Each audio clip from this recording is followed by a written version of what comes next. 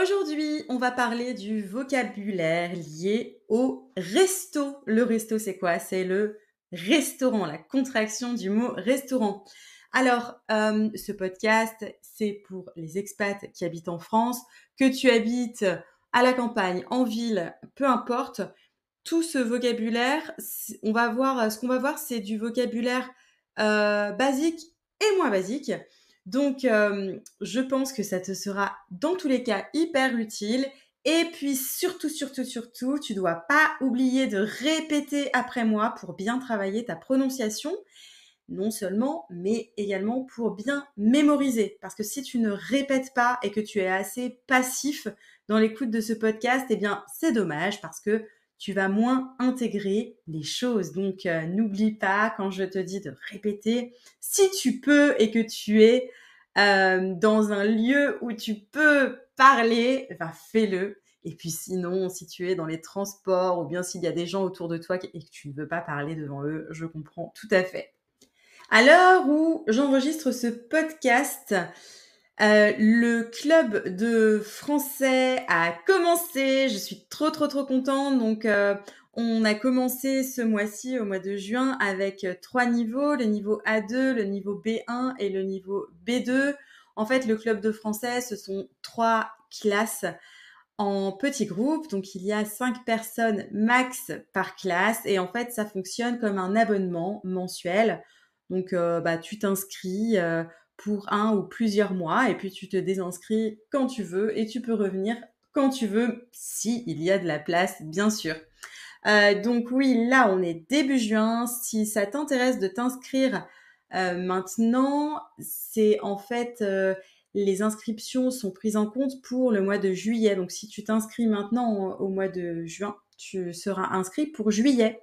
Il reste pour l'instant 3 places en A2, une place en B1 et 3 places en B2 pour le mois de juillet. Donc si ça t'intéresse, tu retrouves le lien pour t'inscrire en description de ce podcast. C'est parti pour notre épisode du jour. On va commencer de manière très simple avec du vocabulaire, mais du vocabulaire essentiel, du vocabulaire que tu connais peut-être. En tout cas, on va apprendre à bien, bien, bien prononcer tout le vocabulaire de la restauration, du restaurant. Répète après moi. Un resto. Une table. Une réservation. Et alors attention, on peut aussi dire en français familier une résa. Une résa. En fait, c'est la contraction de réservation. Alors, je vais pas l'utiliser dans le restaurant avec les serveurs, mais je vais l'utiliser avec mes amis. Tu fait une résa pour le resto de ce soir? T'as fait une résa pour le resto ce soir? Soit tu as fait une réservation pour le restaurant de ce soir. Tu vois, on mange les mots. Ici encore, si tu as écouté mes épisodes précédents, souvent je te montre la manière dont je parle, la vraie manière dont je parle quand je suis avec mes amis en français et non pas toujours la manière formelle. On continue. Un serveur, une serveuse, à toi. La carte. Une entrée. Un plat principal. Un dessert. Une boisson. Ici, si tu dis par exemple au serveur je voudrais un burger frites s'il vous plaît, il va te dire et comme boisson, c'est-à-dire et qu'est-ce que vous voulez comme boisson. On continue, répète après moi. L'addition. Une serviette. Attention, une serviette au restaurant, c'est napkin. Et sinon, quand tu es à la maison ou à la piscine, c'est towel quand tu sors de la douche. Une fourchette, un couteau, une cuillère, un pourboire. Alors, le pourboire, c'est ce que tu donnes à la fin si tu es content. C'est a tip en anglais. À l'intérieur, en terrasse.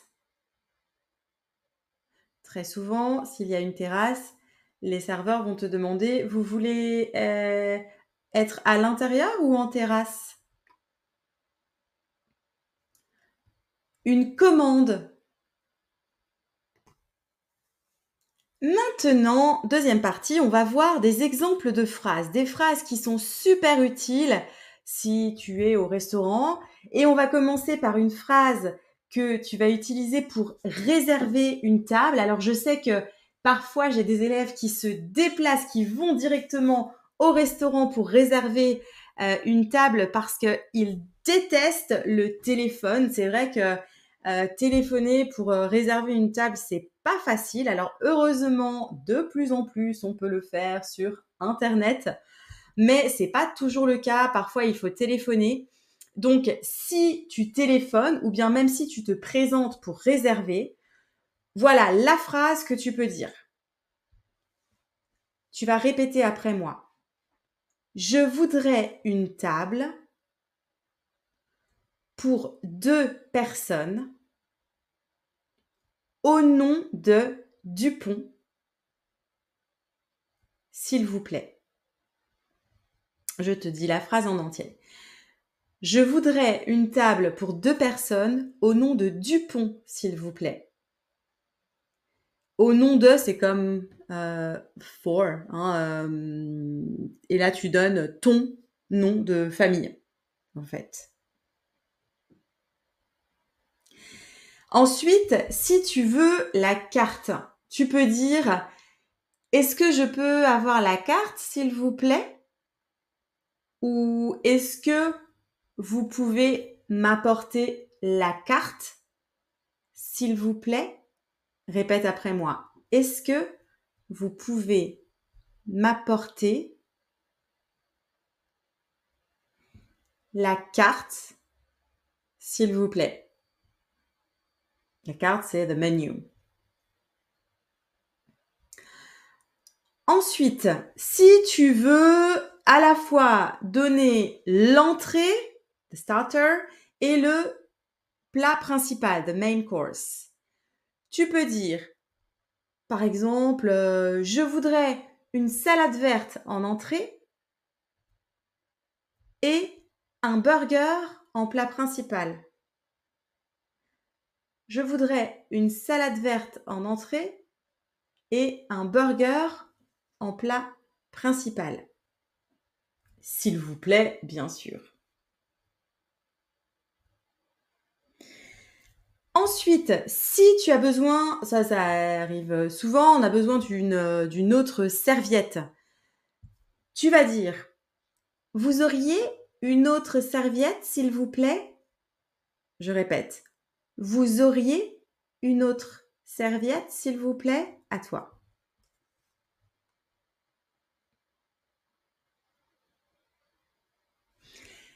Ensuite, pour quand tu arrives au restaurant, ben, parfois moi j'aime bien être, souvent, près de la fenêtre, comme ça, je peux voir les passants, regarder dehors, j'aime bien. J'aime soit être près de la fenêtre ou soit au bar, j'adore aussi. Même manger au bar, je trouve que c'est vraiment, vraiment cool. Mais du coup, si tu veux être près de la fenêtre, tu peux demander: «Excusez-moi, est-ce que vous auriez une table près de la fenêtre? Est-ce que vous auriez une table près de la fenêtre?» Tu as remarqué que j'utilise beaucoup le conditionnel. C'est vrai que je le dis souvent, j'aime beaucoup utiliser le conditionnel quand je suis, là, au restaurant ou bien dans des commerces ou bien avec des gens, voilà, qui proposent un service, voilà, pour toujours être, la plus polie possible. J'aime bien utiliser le conditionnel. À la fin, à la fin de quand tu auras fini ton plat principal, ton burger, quand le serveur revient et que tu veux autre chose, tu peux dire s'il te dit, «Est-ce que vous souhaitez autre chose?» Vous souhaitez autre chose, c'est «Would you like something else?» Tu peux dire, «Oui, je vais prendre un café et un fondant au chocolat, s'il vous plaît. Oui, je vais prendre un café» à toi «et un fondant au chocolat».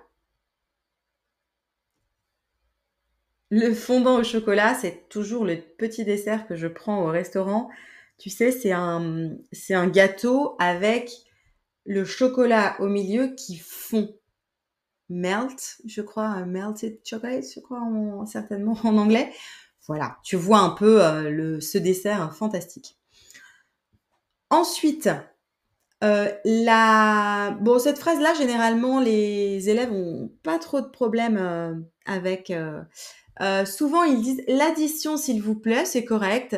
Si tu veux être encore plus poli, tu peux dire: «Est-ce que je pourrais avoir l'addition, s'il vous plaît?» À toi. Est-ce que je pourrais avoir l'addition, s'il vous plaît? Alors, si tu as pu répéter après moi, c'est super. Maintenant, je vais te poser des toutes petites questions. Bon, c'est, juste pour, voilà, te faire parler un petit peu à voix haute, sans te faire répéter, mais cette fois, tu vas devoir, un peu, «travailler» entre guillemets, avoir un petit peu plus d'imagination. Je te rassure, c'est super facile. Je vais te poser, 3 petites questions et tu vas répondre par des phrases complètes. Alors, première question, où est-ce que tu préfères manger? Est-ce que tu préfères manger au resto ou chez toi? Chez toi, c'est at home, à la maison. Est-ce que tu préfères manger au resto ou chez toi? À toi, réponds.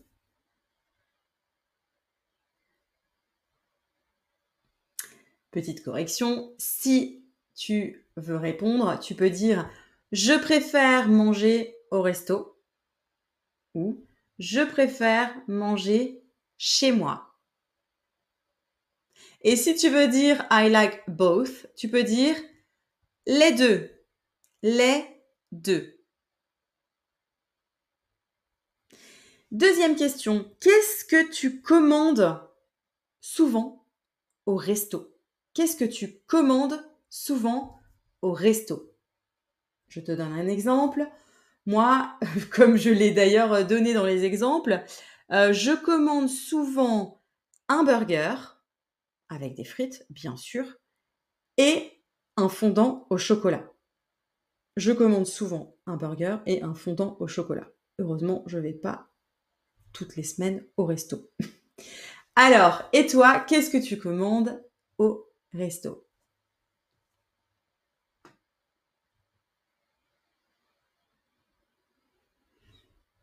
Troisième question, est-ce que tu as déjà fait une résa par téléphone? Est-ce que tu as déjà fait une résa par téléphone? Si tu as bonne mémoire, résa, c'est le mot que j'ai utilisé tout à l'heure pour réservation. Et si tu veux dire une phrase complète, tu peux dire: «Oui, j'ai déjà fait une résa par téléphone» ou «Non, j'ai jamais fait de résa par téléphone». Déjà, c'est already, jamais, never. J'ai déjà fait, j'ai jamais fait. Tu remarques que je n'ai pas utilisé la négation parce que très souvent, je ne vais pas dire Je n'ai jamais fait. Ce serait vraiment très formel. Je vais dire plutôt j'ai jamais fait. Et voilà, c'est tout pour aujourd'hui. Voilà, maintenant tu connais, le vocabulaire essentiel du resto. Bien sûr, oublie pas de pratiquer, hein, quand tu es, au restaurant, essaye un maximum d'utiliser les phrases, qu'on a vues aujourd'hui.